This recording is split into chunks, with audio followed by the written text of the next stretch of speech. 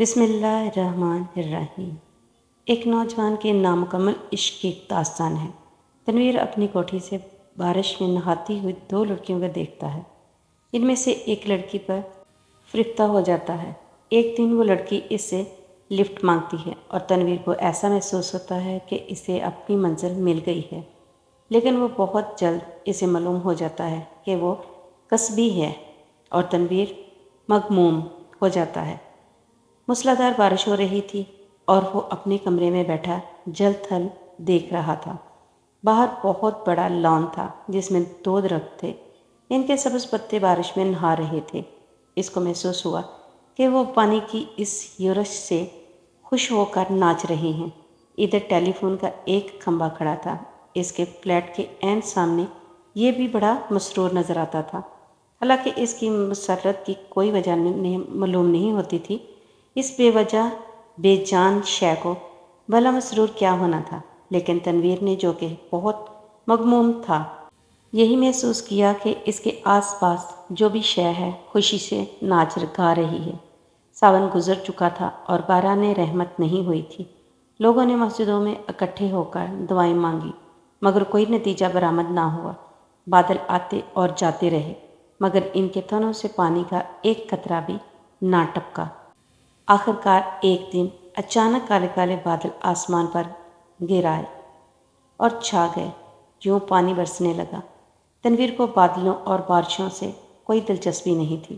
اس کی زندگی چٹیل میدان بن چکی تھی جس کے منہ میں پانی کا ایک قطرہ بھی کسی نے نہ ٹپکایا ہو۔ 2 برس پہلے اس نے ایک لڑکی سے جس کا نام ثریا تھا محبت کرنا شروع کی، مگر یک طرفہ محبت تھی۔ ثریا نے اسے درخور اتنا ہی نہ سمجھا۔ ساون کے دن تھے، بارش ہو رہی تھی۔ وہ اپنی کوٹھی سے باہر نکلا جانگیاں پہن کر کہ نہانے اور بارش کا لطف اٹھائیں۔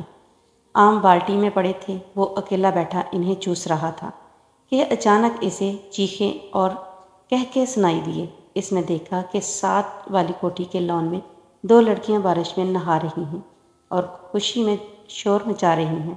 اس کی کوٹھی اور ساتھ والی کوٹھی کے درمیان صرف ایک جھاڑیوں کی دیوار حائل تھی۔ تنویر اٹھا، آم کا رس چوستے ہوئے وہ باڑ کے پاس گیا اور غور سے ان دونوں لڑکیوں کو دیکھا۔ دونوں بہنیں ململ کے کرتے پہنے تھیں جو ان کے بدن کے ساتھ چپکے ہوئے تھے۔ شلوار چونکہ لٹھے کی تھی، اس لیے تنویر کو ان کے بدن کے نچلے حصے کے صحیح خد و خال کا پتہ نہ چل سکا۔ اس نے پہلے کسی عورت کو ایسی نظروں سے کبھی نہیں دیکھا تھا جیسا کہ اس روز جب کہ بارش ہو رہی تھی۔ اس نے ان دونوں لڑکیوں کو دیکھا۔ دیر تک وہ ان کو دیکھتا رہا جو بارش میں بھیگ بھیگ کر خوشی کے نعرے بلند کر رہی تھی۔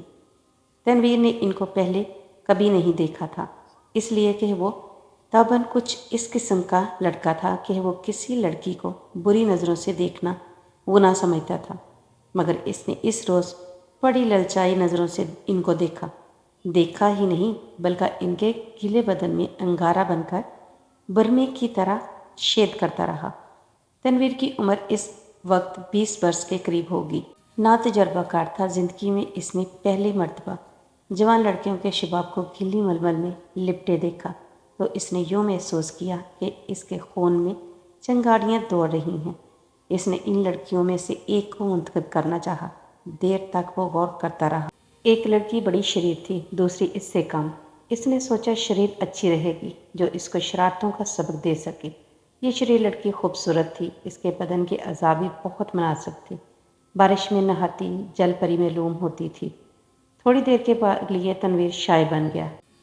لیے تنویر شاعر بن گیا۔ اس نے کبھی اس طور سے نہیں سوچا تھا، لیکن اس لڑکی نے اس کا کرتا دوسری کے مقابلے میں بہت مہین تھا۔ اس کو ایسے شعر یاد کرا دیے جن کو عرصہ ہوا بھول چکا تھا۔ اس کے علاوہ ریڈیو پر سنے ہوئے فلمی گانوں کی دھنیں بھی اس کے کانوں میں گونجنے لگی اور اس نے باڑ کے پیچھے یہ محسوس کرنا شروع کیا کہ وہ اشوک کمار ہے، دیپ کمار ہے۔ پھر اس نے کامنی کوشل اور کا خیال آیا، مگر اس نے جب اس لڑکی کی طرف اس غرض سے دیکھا کہ اس میں کامنی کوشل اور ننھی جینت کے خد و خال نظر آ جائیں تو اس نے ان دونوں ایکٹریسوں پر لعنت بھیجی۔ وہ ان سے کہیں زیادہ حسین تھی۔ اس کے ململ کے کرتے میں جو شباب تھا اس کا مقابلہ اس نے سوچا کوئی بھی نہیں کر سکتا۔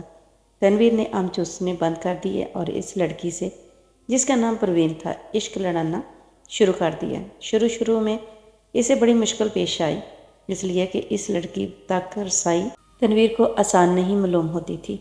پھر اسے اپنے والدین کا بھی ڈر تھا، اس کے علاوہ اسے یہ بھی یقین تھا کہ وہ اس سے ملتفت ہوگی یا نہیں۔ بہت دیر تک وہ انہی الجھنوں میں گرفتار رہا، راتیں جاگتا، جھاڑیوں کی پشت قد جھڑ کے پاس جاتا مگر وہ نظر نہ آتی، گھنٹوں وہاں کھڑا رہتا اور وہ بارش والا منظر جو اس نے دیکھا تھا آنکھیں بند کر کے ذہن میں دہراتا رہتا۔ بہت دنوں کے بعد آخر اس کو ایک روز اس سے ملاقات کا موقع مل گیا۔ وہ اپنے باپ کے کار میں گھر کے کسی کام کی غرض سے جا رہا تھا کہ پروین نے اس کی مٹ بھیڑ ہو گئی۔ وہ کار اسٹارٹ کر چکا تھا کہ ساتھ والی کوٹھی میں سے تنویر کے خوابوں کی شہزادی نکلی۔ اس نے ہاتھ سے اشارہ کیا کہ وہ موٹر روک لے۔ تنویر گھبرا گیا، ہر عاشق ایسے موقعوں پر گھبرا ہی جاتا ہے۔ اس نے موٹر کچھ ایسے بینڈے انداز میں روکی کہ اس کو زبردست دھچکا لگا۔ اس کا سر زور سے اسٹیئرنگ وہیل کے ساتھ ٹکرایا مگر اس وقت وہ شراب کے نشے سے زیادہ مخمور تھا۔ اس کو اس کی محبوبہ نے خود مخاطب کیا تھا۔ پروین کے ہونٹوں پر گہرے سرخ رنگ کی لپسٹک تھپی ہوئی تھی۔ اس نے سرخ مسکراہٹ سے کہا، معاف فرمائیے گا، میں نے آپ کو تکلیف دی۔ بارش ہو رہی ہے، تانگہ اس دور دراز جگہ ملنا محال ہے اور مجھے ایک ضروری کام سے جانا تھا۔ آپ میرے ہمسائے ہیں اس لیے آپ کو یہ زحمت دی۔ تنویر نے کہا، زحمت کا کیا سوال پیدا ہوتا ہے؟ میں تو اس کی زبان لڑکھڑا رہی۔ آپ سے میرا تعارف تو نہیں لیکن آپ کو ایک بار دیکھا تھا۔ پروین اپنی سرخ مسکراہٹوں کے ساتھ کار میں بیٹھ گئی اور تنویر سے پوچھا، آپ نے مجھے کب دیکھا تھا؟ تنویر نے جواب دیا، آپ کی کوٹھی کے لان میں، جب آپ اور آپ کے ساتھ ایک اور لڑکی بارش میں نہا رہی تھی۔ پروین نے اپنے گہرے سرخ لبوں میں سے چیخ نما آواز نکالی، ہائے، آپ دیکھ رہے تھے؟ یہ گستاخی میں نے ضرور کی، اس کے لیے معافی چاہتا ہوں۔ پروین نے ایک ادا کے ساتھ اس سے پوچھا، آپ نے دیکھا کیا تھا؟ یہ سوال ایسا تھا کہ تنویر اس کا جواب نہیں دے سکتا تھا۔ آئیں بائیں شائیں کر کے رہ گیا۔ جی کچھ نہیں، بس آپ کو میرا مطلب ہے کہ دو لڑکیاں تھیں جو بارش میں نہا رہی تھی اور خوش ہو رہی تھی۔ میں اس وقت آم چوس رہا تھا۔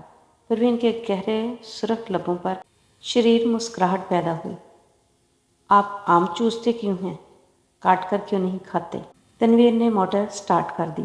اس کی سمجھ میں نہ آیا کہ اس سوال کا جواب کیا دے، چنانچہ وہ گول کر گیا، آپ کو میں کہاں ڈراپ کر دوں؟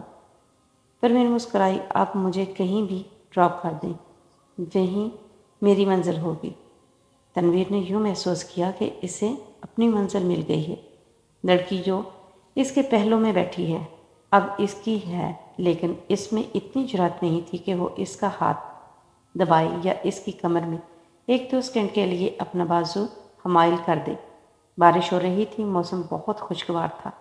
اس نے کافی دیر سوچا، موٹر کی رفتار اس کے خیالات کے ساتھ ساتھ تیز ہوتی گئی۔ آخر اس نے ایک جگہ اسے روک لیا اور جذبات سے مغلوب ہو کر اس کو اپنے ساتھ چپٹا لیا، اس کے ہونٹوں سے اپنے ہونٹ پیوست کر دیے۔ اس کو ایسا محسوس ہوا کہ وہ بہت ہی لذیذ آم چوس رہا ہے۔ پروین نے کوئی مزاحمت نہ کی، لیکن فوراً تنویر کو یہ احساس بڑی شدت سے ہوا کہ اس نے بڑی ناشائستہ حرکت کی ہے اور غالباً پروین کو اس کی یہ حرکت پسند نہیں آئی۔ چنانچہ ایک دم سنجیدہ ہو کر اس نے کہا، آپ کو کہاں جانا ہے؟ پروین کے چہرے پر یوں خفگی کی کوئی آثار نہیں تھے، لیکن تنویر یوں محسوس کر رہا تھا کہ جیسے وہ اس کے خون کی پیاسی ہے۔ پروین نے اسے بتا دیا کہ اسے کہاں جانا ہے۔ جب وہ اس جگہ پہنچا تو اسے معلوم ہوا وہ رنڈیوں کا چکلا ہے۔ جب اس نے پروین کو موٹر سے اتارا تو اس کے ہونٹوں پر گہرے لال رنگ کی مسکراہٹ بکھر رہی تھی۔ اس نے کھلے مٹکا کر ٹھٹ قصبیوں کے انداز میں اس سے کہا، شام کو میں جہاں ہوتی ہوں آپ کبھی ضرور تشریف لائیے۔ تنویر جب بھونچکا ہو کر اپنی موٹر کی طرف بڑھا تو اسے ایسا لگا کہ وہ بھی ایک کسبی عورت ہے جسے وہ ہر روز چلاتا ہے۔ اس کی لال بتی لپسٹک ہے جو پروین نے ہونٹوں پر تپی ہوئی تھی۔ وہ واپس اپنی کوٹھی چلا آیا۔ بارش ہو رہی تھی اور تنویر بے حد مغموم تھا۔ اس کو ایسا محسوس ہوا کہ اس کی آنکھوں کے آنسو بارش کے قطرے بن کر ٹپک رہے ہیں۔ امید کرتی ہوں آپ کو کہانی اچھی لگی ہوگی۔ سب کمنٹس کر کے لازمی بتانا کہ آپ کو کہانی کیسی لگی۔ اگر مزید اور کہانیاں سننا چاہتے ہیں تو کمنٹس میں بتائیں اور میرے چینل کو سبسکرائب کر لیں۔ شکریہ۔